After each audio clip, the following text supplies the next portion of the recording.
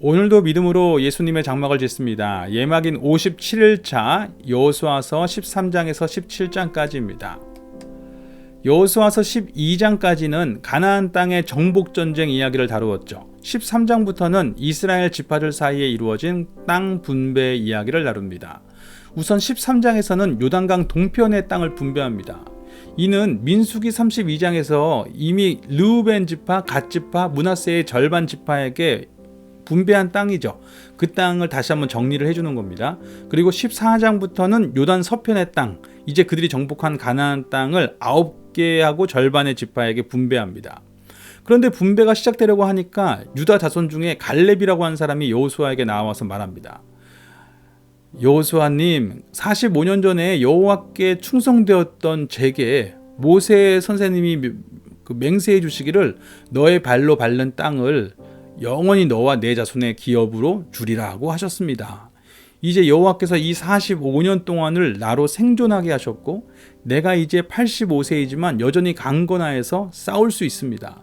그러니 제게 이 산지를 주십시오 라고 요구하게 됩니다. 어쩌면 이 이야기를 들으면서 갈렙이 특권을 요구하는구나 생각할 수도 있습니다. 당시 정탐꾼들 중에서 여호수아와 갈렙만 주님께 충성되어서 약속의 땅에 들어갈 거라는 약속을 듣게 되는데 여호수아는 지도자가 되었잖아요. 그러니까 갈렙은 땅이라도 요구한다라고 생각할 수 있는 거죠. 하지만 사실은 전혀 그렇지 않습니다. 이스라엘은 아직 정복전쟁이 끝난 게 아니에요. 전체로서는 이겼지만 이제 각 지파별로 땅을 나눈 후에 각계 격파를 해나가야 됩니다. 이것은 매우 떨리는 일이지 않겠습니까? 함께 모였을 때는 그래도 든든하지만 이제 흩어져서 자신의 삶의 자리에서 자신이 하나님 나라를 세워가야 된다고 할 때에 그것은 굉장히 떨리는 일일 수 있을 겁니다. 그때 갈렙이 나서서 가장 어려운 땅을 자신에게 달라고 하는 겁니다. 45년 전에 주님께 충성되었고 주님께서 이제까지 나와 함께 하셨던 것처럼 오늘도 내가 주님께 충성되어 나아가겠습니다 선포하는 겁니다. 오히려 떨고 있는 백성들 앞에서 본을 보이는 자리로 나아가는 거죠. 여호수아는 그 청을 기꺼이 받아들이고 그를 축복하고 아낙 사람 가운데에서 가장 큰 사람이 살고 있던 헤브론이라고 하는 도시를 그에게 배정합니다. 그리고 이제 15장에서는 유다 지파가 제비를 뽑아서 땅을 분배를 받고요. 16장에서는 에브라임 지파가 기업을 분배받습니다.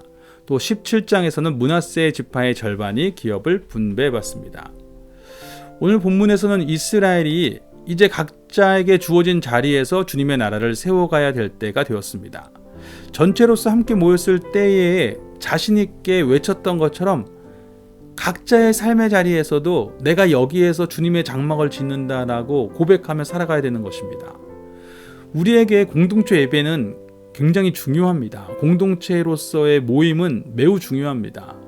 서로를 일깨우고 격려하고 함께 주님 나라를 세워가며 일할 수 있죠. 그러나 거기에서만 끝나서는 안 되는 것입니다. 각자에게 주신 기업에서도 주님의 나라를 세우고 주님의 장막을 지어야 합니다. 한 주간의 자신의 삶의 자리를 예배로 살아가기 위해서 우리는 함께 예배하는 것입니다. 우리는 흩어져서 그곳에서 주님의 나라를 세워가기 위해서 모이는 것이죠. 그러므로 이 일에, 이러한 삶의 자리에 내게 주어진 기업에서, 자리에서 주님의 나라를 세워가는 일에 제 자신이 먼저 모범이 될 수 있기를 소망합니다. 이제 오늘 본문을 읽겠습니다. 여호수아서 13장에서 17장까지의 말씀입니다. 하나님이 어떤 분이신지, 사람이 어떤 존재인지, 나에게 주시는 말씀은 무엇인지, 또 자녀로서 아버지께 드릴 기도의 제목들을 가지고 함께 읽겠습니다.